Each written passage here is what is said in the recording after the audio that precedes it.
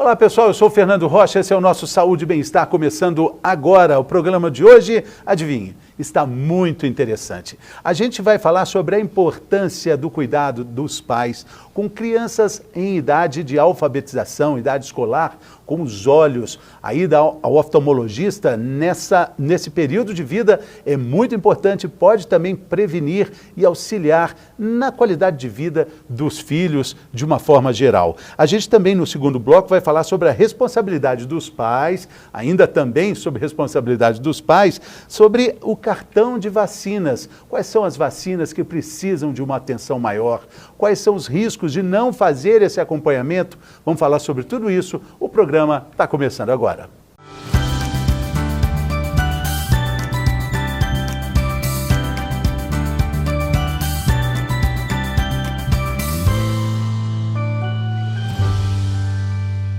Muito bem, a gente está aqui nesse primeiro bloco com o oftalmologista, o Dr. Sérgio Eduardo Marciano, do NEL, Núcleo de Excelência em Oftalmologia, sempre aqui conosco. A gente já esteve com outros médicos do NEL e é sempre uma alegria receber vocês aqui. Bem-vindo, doutor, tudo bem? Muito obrigado pelo convite. Estamos felizes de recebê-lo aqui.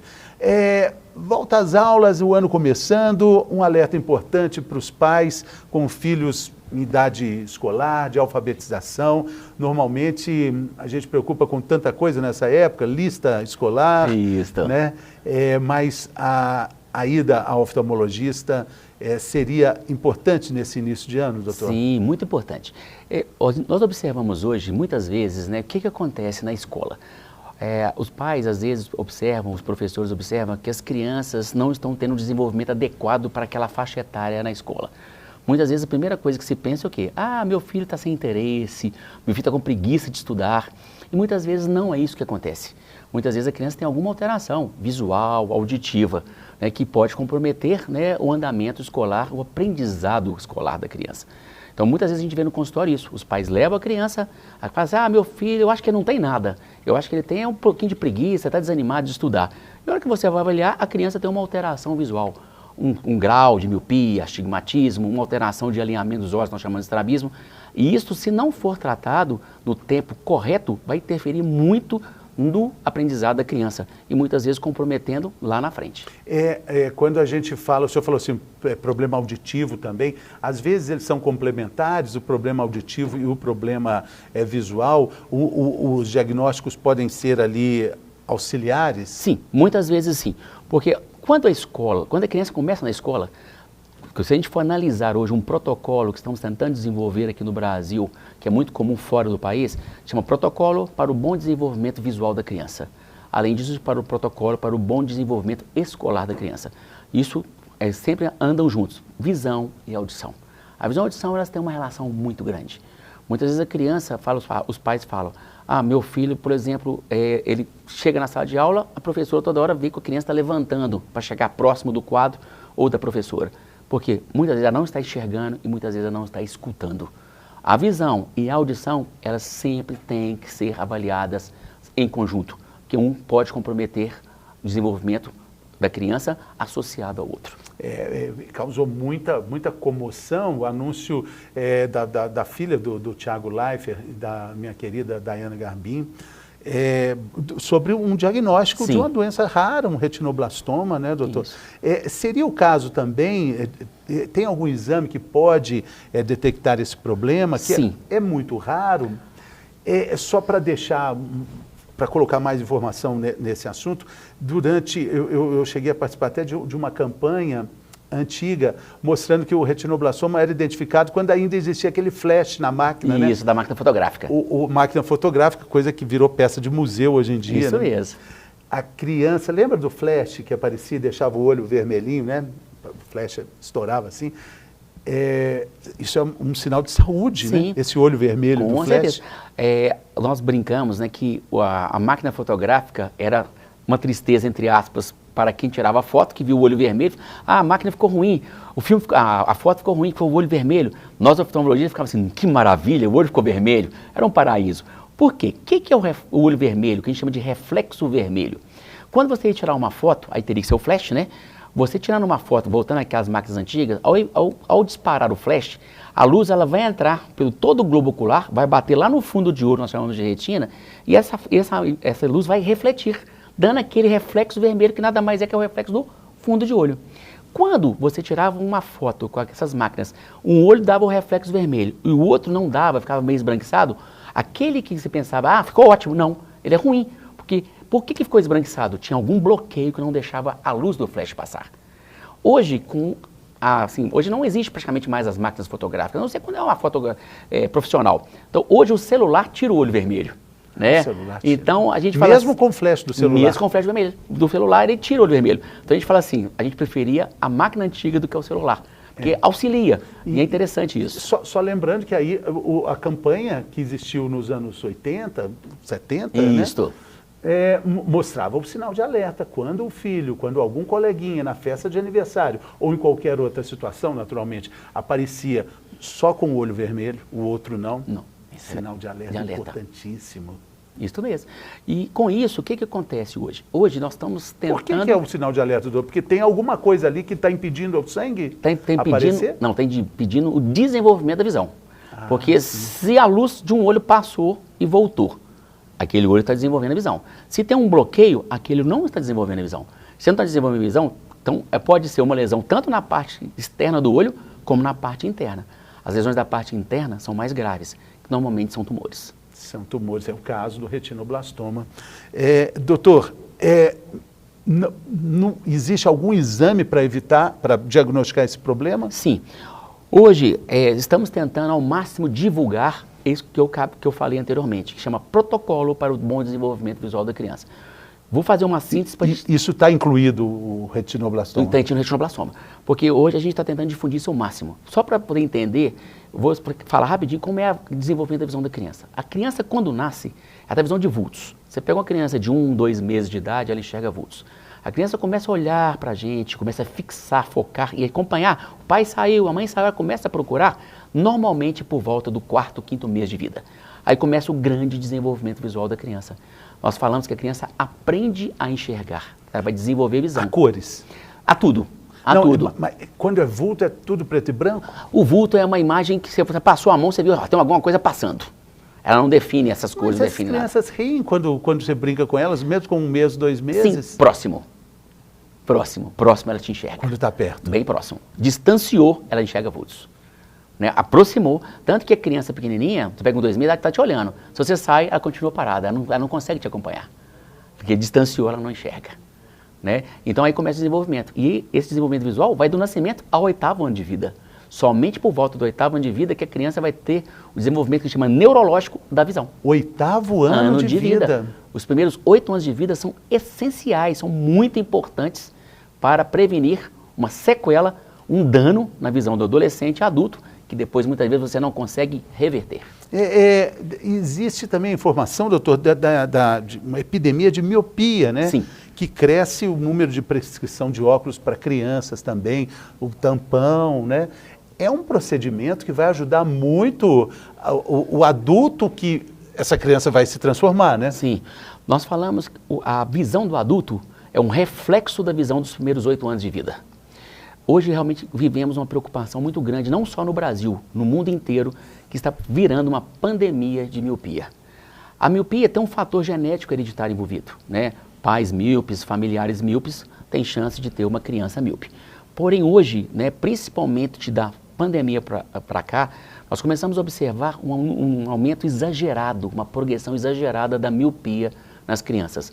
2 fatores além da genética: o uso excessivo de telas, principalmente os celulares, e a pouca exposição à luz natural. Diminuiu-se muito as atividades ao ar livre hoje. E isso tudo em conjunto é muito importante no controle da progressão da miopia. Na pandemia, então, hein? Piorou muito, assustadoramente. As crianças ficaram retidas dentro de casa, sem atividades ao ar livre e muito expostas ao celular, ao excesso. Eu sempre faço essa colocação: celular não faz mal para a visão. O que faz mal é o excesso de uso do celular, principalmente na infância. E existe também, né, daqui a pouco a gente vai ter o mitos e verdades, mas eu só queria antecipar uma questão sobre ver televisão de muito perto. Eu sempre escutei que isso prejudica a visão. Isso faz sentido? Faz, isso é real. A visão, dividimos a visão em 3 posições.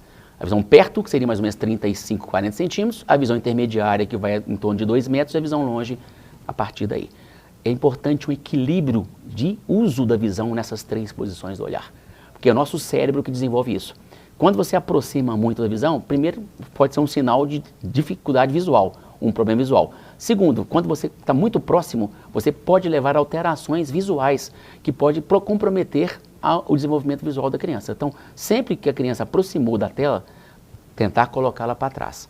Se ela ficou, ótimo, foi um hábito que ela criou ali de aproximar. Agora, toda vez que você coloca a criança para trás e ela volta, para trás e ela volta, procure um oftalmologista, que provavelmente tem alguma alteração. Então isso é real. Muito importante isso, nós estamos falando também, né, volta às aulas, início de ano letivo, preocupação dos pais com relação ao comportamento do filho ali, que às vezes é a escola que vai dar esse retorno, mas dentro de casa, quais são os sinais de alerta? O senhor acabou de falar um deles, né? Criança que está ali muito de perto, porque também isso pode ter ligação com a audição, né? Pode. É preciso prestar atenção nesse ponto também. Quando a criança aproxima, vamos supor, a criança está aproximando muito da televisão. Nós pode ser 3 opções aí de diagnóstico. Primeiro, alteração visual. Segundo, alteração auditiva. Terceiro, hábito. Para falarmos que é um hábito, a criança está gostando de aproximar, você tem que afastar qualquer problema visual e qualquer problema auditivo. Esse problema auditivo, ele também vai ter consequências maiores se ele for postergado? Sim, sim. A audição quanto a visão, nós aprendemos a desenvolver ela. Se você tem algumas lesões, tanto oculares como lesões auditivas, não tratadas precocemente, pode deixar uma sequela depois, que depois você não consegue reverter esses processos. E pode comprometer definitivamente tanto a capacidade visual quanto a capacidade auditiva de uma criança. Porque hoje em dia também, né, doutor, essa hiperexposição, não só às telas, mas também ao estímulo, né? Estímulo visual muito grande, estímulo sonoro muito grande. É quase uma dependência para hiperexplosões de tudo ali que está nessas múltiplas telas, né? Sim, sim. Tanto que uma preocupação, inclusive, dos pediatras em geral, é que eles muitas vezes falam o seguinte, né? As crianças estão indo para um lado da robotização. O que é? A criança está virando um robô ali. Por quê? A criança hoje está diminuindo muito o que, né, tem ligação com a oftalmologia também, porque não só a exposição isso altera a visão, mas altera o comportamento dessas crianças, então interfere socialmente, interfere na audição, interfere na postura. Né? Então isso é um conjunto, né, que vai levar não só o problema visual, mas problema de postura, problema de socialização. Isso é perigoso, sim, isso é preocupante. O senhor falou da miopia, né? Tem também alguma relação com o estrabismo nessa época da vida que precisa ser corrigido, porque senão ele pode caminhar ao longo do desenvolvimento? O estrabismo, ele não é somente o aspecto de um olho desviado, que eles falam olho torto, né? O estrabismo, o que acontece? A visão, para a visão desenvolver adequadamente dos dois lados, lado direito e lado esquerdo dos olhos, nós olhamos, a imagem entra de um lado, entra do outro e essa imagem vai para o cérebro. Quando os olhos são paralelos, a imagem vai se unir facilmente. Agora imagine uma criança que tem o olho desviado para dentro. Aquela criança com o olho desviado para dentro, o cérebro passa a receber 2 imagens, uma centralizada e uma deslocada. O cérebro não consegue unir essas imagens. Para ele, como se tivesse 2 imagens. O cérebro, pela lei do menor esforço, o que ele faz? Essa imagem está me incomodando. Eu não quero desenvolver essa imagem, eu vou desenvolver só essa. Vai para o fácil. Vai para o fácil. Por isso que muitas vezes você vê criancinhas precocemente com tampão. Toda criancinha que você vê com um tampão significa que um olho está desenvolvendo mais do que o outro. Aí você tampa o olho melhor para estimular o olho que está ficando para trás, desenvolver a visão. E é só nessa época que dá para fazer isso, antes, né? Dos 8 anos de idade. Antes dos 8 anos de idade. Por isso que é importante. Hoje, como eu falei, hoje a gente faz o teste do olhinho na maternidade, a gente avalia não só o teste do olhinho, que é o reflexo vermelho que a gente chama, teste auditivo, motores. Depois, se tiver tudo bem, primeiro exame com 1 ano de vida, depois 1 vez por ano até o 8º ano de vida. Esse é o protocolo para evitar qualquer processo que poderia deixar uma sequela na visão do adolescente e do adulto. Então é muito importante, todo o programa aqui a gente gosta de tirar aí uma dica de ouro, uma informação preciosa para a nossa telespectadora, para o nosso telespectador. Eu acho que a gente já tem essa informação no programa de hoje. Até os 8 anos, a visão da criança está se desenvolvendo. Isto. E é preciso uma atenção de regularidade com o oftalmologista, né? Vamos repetir aqui, no nascimento, teste do olhinho, uma conquista das nossas leis de saúde, né? Com certeza, e hoje as maternidades fazem isso, né, com sucesso. A partir daí, não tendo alteração nenhuma, porque se teve uma alteração nesses testes, imediatamente fazer uma avaliação oftalmológica. Não tendo um exame por volta de 1 ano de vida, depois uma vez por ano até o 8º. A questão do daltonismo, é difícil identificar nas crianças? Na criança é mais difícil de diagnosticar do que no adulto. O daltonismo é uma alteração genética hereditária, no qual nós temos dificuldade em distinguir alguns tipos de cores. Nós temos vários tipos de daltonismo, né? O mais comum, que é o mais frequentemente diagnosticado, é uma deficiência à percepção das cores vermelho e verde, né? Por exemplo, eu tenho uma deficiência ao vermelho, então eu vou ver cores, aquelas cores mais vivas, eu vejo lá pálidas, foscas, e o verde eu vou confundir, principalmente tendo uma visão típica mais ou menos acinzentada. A criança está desenvolvendo a visão. Muitas vezes os pais falam, meu filho de 4 anos tem dificuldade em distinguir cores. Pode somente ser o quê? O aprendizado. Ele está aprendendo. Como eu falei, a criança aprende a desenvolver visão, ela aprende também a enxergar cores.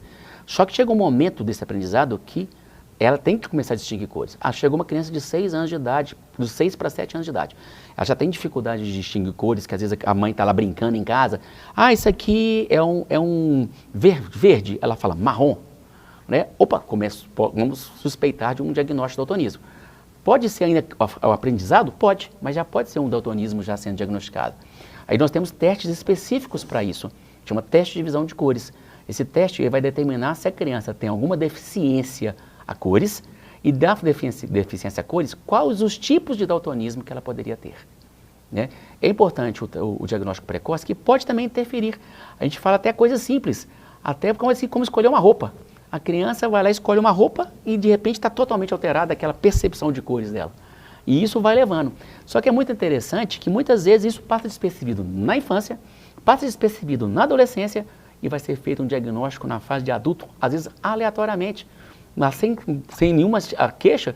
Durante o exame lá, você vai fazer a avaliação, você vê que o paciente adulto é daltônico. Isso pode ser, às vezes, falta de bom gosto para combinar uma roupa, pode indicar, né?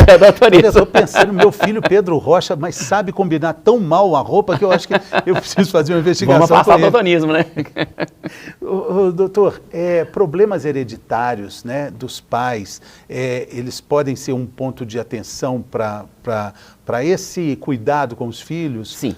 A maioria das alterações oculares, alterações e doenças oculares, elas podem ter uma relação com a genética, com a hereditariedade. Desde os mais simples, miopia, hipermetropia, astigmatismo, o estrabismo, que é o olho torto, o glaucoma, que é um aumento da pressão ocular que pode levar a danos, muitas vezes, irreversíveis da visão, levando à cegueira. Tanto que hoje o glaucoma é a causa mais comum de cegueira no mundo. E você pode evitar essa cegueira. A gente fica muitas vezes triste, chateados, porque muitas cegueiras no mundo poderiam ter sido evitadas se você tivesse feito simplesmente o quê? Uma prevenção. Sim, informação, né, doutor? Informação. A gente tem aqui o nosso quadro de mitos e verdades, como a gente falou no início, e aí funciona assim, né, doutor? Eu falo a frase e o senhor me diz, pode dizer tranquilo, mito, não, é verdade, pode falar com tranquilidade dentro da sua vivência clínica, tá bom? Combinado. Então vamos lá.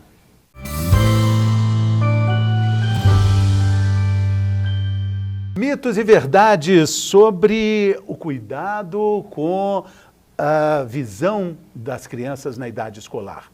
Muito importante a participação dos pais nesse momento. A gente está vendo no programa de hoje que até os 8 anos de idade a visão da criança está se desenvolvendo. E aí agora a gente tem os mitos e verdades para falar com o doutor Sérgio Eduardo, oftalmologista. Vamos lá, doutor, a frase é essa: o uso excessivo do computador pode deixar a criança míope. É mito ou é verdade? É verdade. Isso hoje tem nos preocupado muito, né? Como eu já falei inicialmente, hoje nós estamos praticamente vivendo uma pandemia de miopia.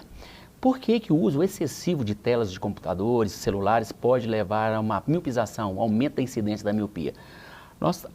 O cérebro, ele trabalha a visão perto, intermediária e longe.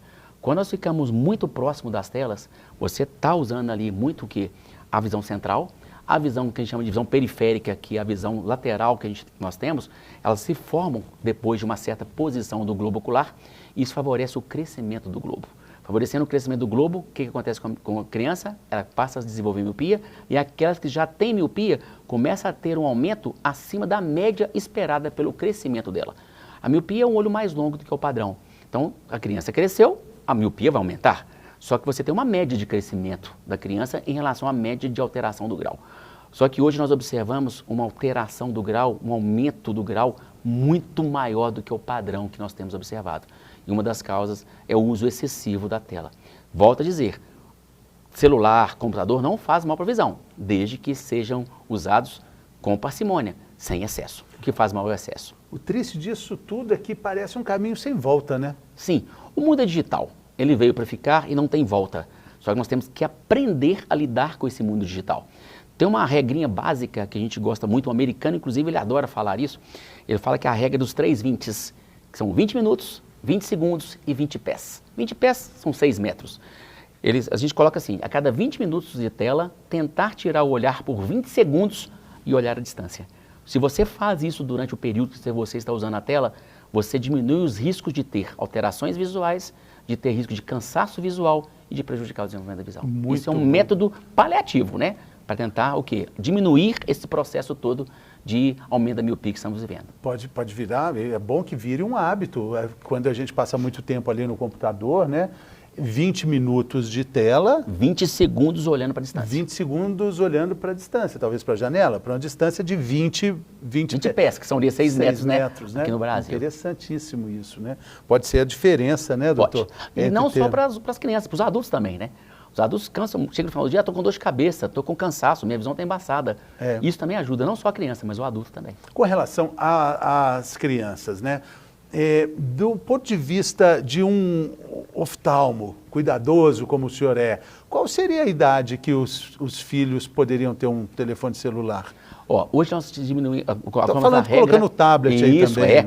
A regra hoje, se a gente for seguir a regra mesmo, do 0 aos 2 anos, nem contato.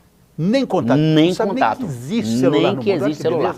Né? Do passa 0 aos 2 anos no planeta Terra sem saber que existe celular no mundo. De 2 a 5 anos, no máximo um contato de 1 hora por dia. De 2 a 5, com anos, 1 hora por dia. Dos 5 aos 10, 2 horas por dia. E isso é o protocolo hoje, não só aqui no Brasil, isso é mundial. Que a gente coloca. 5 aos 10 anos, então, 2 horas por dia. Celular, no máximo, né? No máximo, 2 horas por dia. De 5 às 10 anos. Ganhar de presente, né? Então, nem se fala, nem né? Se fala, Podendo evitar, sim. Usar óculos de farmácia, doutor, ou um óculos de alguém conhecido, isso pode fazer mal para a visão? Verdade. O que acontece? Principalmente o óculos de sol, né? Hoje nós temos opções de óculos de sol em óticas, nos camelôs, não é desmerecendo os camelôs. O que acontece com o óculos de sol? O óculos de sol, o importante dele não é somente escurecer, né, para tirar aquela luminosidade, é filtrar a luz do sol. O raio ultravioleta do sol, ele agride muito os olhos. Ele pode levar a ressecamento, ele pode levar a desenvolvimento de catarata precoce e pode levar a alterações, inclusive, de fundo de olho. Então é muito importante o óculos de sol ter o filtro solar, que a gente chama de ultravioleta, que é o UVA e o UVB. Muitas vezes você pega um óculos de sol escuro e um mais claro. O mais claro é muito mais confortável do que o escurão. Por quê? O fator de filtro dele é muito maior do que o escuro. Então, um óculos de sol escuro, sem filtro, é preferível você não usar. Porque quando você coloca ele, a sua pupila, né, que todo mundo chama a menina dos olhos, a bolinha preta, ela vai dilatar. Se não tem filtro, a luz vai entrar com muito mais intensidade e provocar muito mais dano. Para a gente terminar aqui, a última frase é sobre os colírios. A gente pode usar colírios sem prescrição médica, sem nenhum problema. Mito ou verdade? Verdade. O uso, apesar do olho ser pequenininho, estar no rosto, o colírio que você pinga nos seus olhos, ele pode ter efeito no seu organismo como um todo. Não, então eu disse, podemos usar colírios sem prescrição médica, sem problemas. Não, aí é mito. Aí é mito. Mito. Verdade seria usar sob prescrição médica. Prescrição médica. Isso é mito, porque uma simples gota de colírio, dependendo do colírio, ele pode aumentar uma pressão arterial, ele pode dar uma alteração respiratória, ele pode dar vários efeitos colaterais no organismo. Então, o uso, principalmente sem receita médica, indiscriminado de colírios, pode levar a danos não só visuais, mas danos orgânicos também, e muitas vezes graves. Então, todo colírio ele tem que ter uma prescrição médica. Então, o uso, assim, sem controle de colírio, é totalmente um mito mesmo, não pode, não deveria de maneira alguma ser usado. Doutor Sérgio Eduardo, muito obrigado pela sua participação aqui, sucesso. Muito obrigado, eu que agradeço pela participação. E volte sempre. Para mim é um prazer, estarei sempre às ordens. Valeu. A gente faz um rápido intervalo e daqui a pouco a gente está de volta.